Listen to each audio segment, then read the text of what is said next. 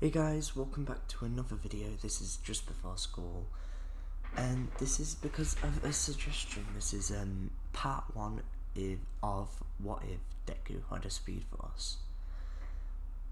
So, to start off with, he was born quirkless still. I kind of want to keep that quirkless, okay? So he was born quirkless at first, or what people saw as quirkless. He's still only at the pinky thing. But around the age of 10, an explosion went up. No. Around the age of 10, he was actually struck by some sort of mysterious lightning. It was on a random day, it was dark, there was no storms anywhere. This is actually him being reached out by the Speed Force, I guess you could say. Anyway, so that happened. After that, he started very slowly building up powers. These powers consisted of everything the Flash had, so he could run really fast. Like, I'm talking about unbelievably fast. You're probably asking what Deku did after this. Well, he kept it a secret from most of the people to start off with, because he was scared of how they were going to react. Like, they would react with anger and attacking like Bakugo would, or whether they'd just call it stupid and not real, and then he would have to show them, and then still be issues with belief. It would just create issues, so he actually decided to keep it a secret. This is, of course, until he got into the slime attack. This is when he just froze. Even though he had a quirk, he just kind of froze from fear, from just getting there. So he actually got stuck up in the slime monster. There was not much he could do. He wanted to do stuff, but he didn't quite get. He doesn't quite have a full grasp on his powers yet, and because he didn't have enough time to realize the monster was there and run away. Even though he has the Speed Force, he's still technically got to activate it, if that makes sense. Because it's like he's not viewing the quirk as a part extension of his body. He's instead viewing it as a power that he has to tap into, a bit like he did One for All, which creates issues because he just has to turn it on and off, and really he should just leave it on the whole time, but he doesn't know that yet. So he gets caught by the slime monster and saved by All Might, and All Might's like, and he does the same thing where he asks All Might whether he could become a hero with such a weak quirk or such a unusable. Well, no, he just asks All Might whether he could become a hero, and All Might's like, unless you learn to put your powers to use, you could always become a runner. And then Deku's completely destroyed by this. Like every kid would be if they were told that they couldn't become what they wanted to become.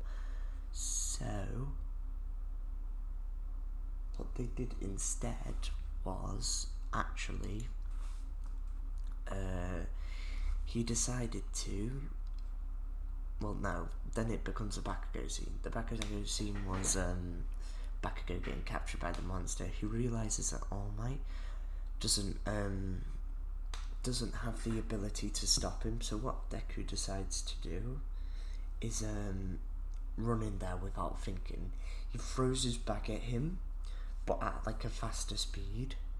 So he doesn't quite have the full versatility of the Flash would, because he's not fast enough yet.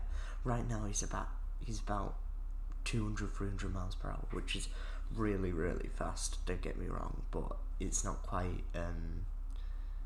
the Flash speed. So he throws his bag at the slime monster with speed, and the slime monster didn't expect that force, so it kind of pushes slime monster apart a bit. Then decides to run around it in circles, creating some sort of vortex, which ends up sucking up and separating the monster, which takes some time to stick back together.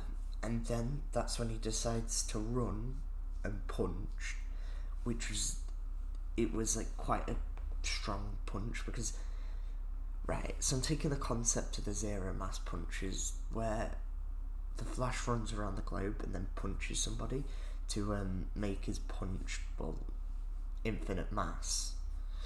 And that's like a really powerful punch. I'm doing that but on a smaller scale. And that basically pushes the slime monster back a bit, but then he realises that he doesn't have enough air force, so what he tries to do is the whirlwind thing again. He tries it again and again and again. It's just not working, and then that's when All Might steps up and punches the monster away. Deku was close to defeating the slime monster at the beginning of the series, but he just didn't have enough power. So anyway, Bakugo thanks him, realising, wow, he actually had a quirk this whole time. Wow, he's actually pretty powerful.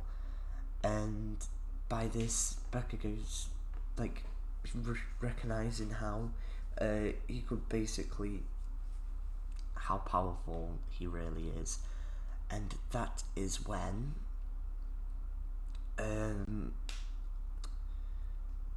Deku and Bakugo walk home. Bakugo's like, I didn't need your help, but thank you anyway.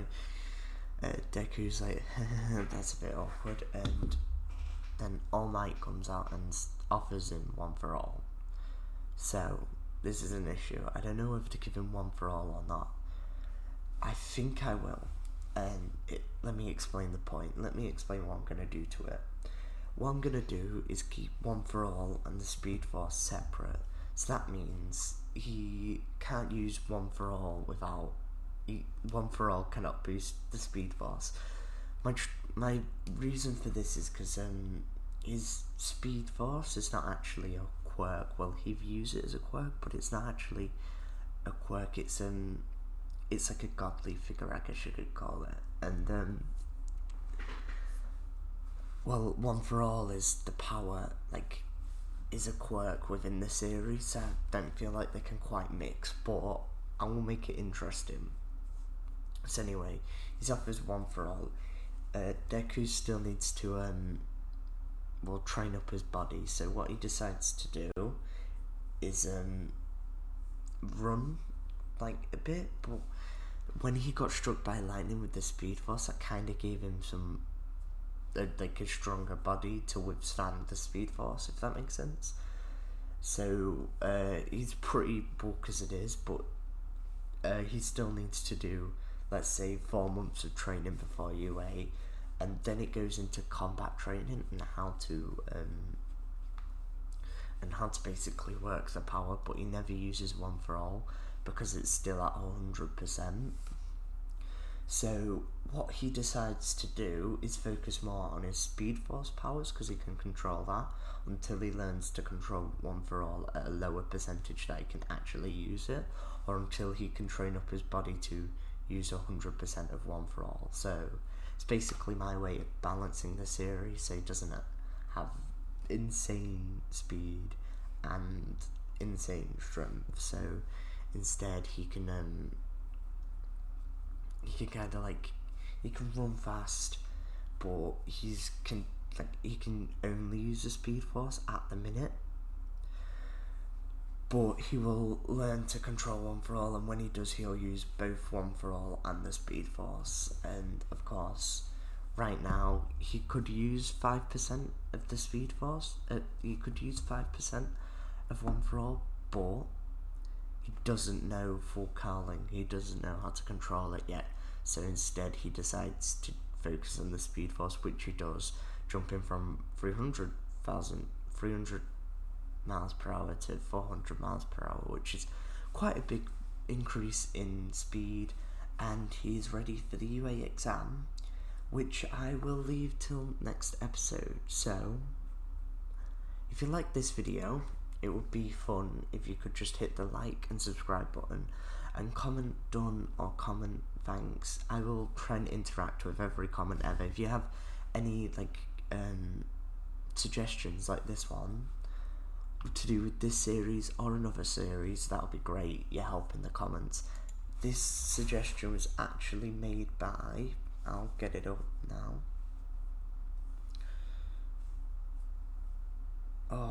I'm not going to be able to find it, am I? It was made by Denki, in all capitals. I'm sorry if I mispronounced that. But he asked me to do it for my 200 sub special, and I kind of already done that. But thank you anyway. This will hopefully be coming out. It will either be coming out after part 2, and if it does, part 3 will be tomorrow. Yeah. So this will come out after part 2. A day after part 2, because I'm trying to do it daily. So part 3 will be out after this one, a day after this one. So every single day I'm going to do a different one of these. I hope you enjoy. Bye. I also that last sentence made sense. If not, just wait a day and come back and you'll maybe be able to understand. Thank you. Bye. Sorry.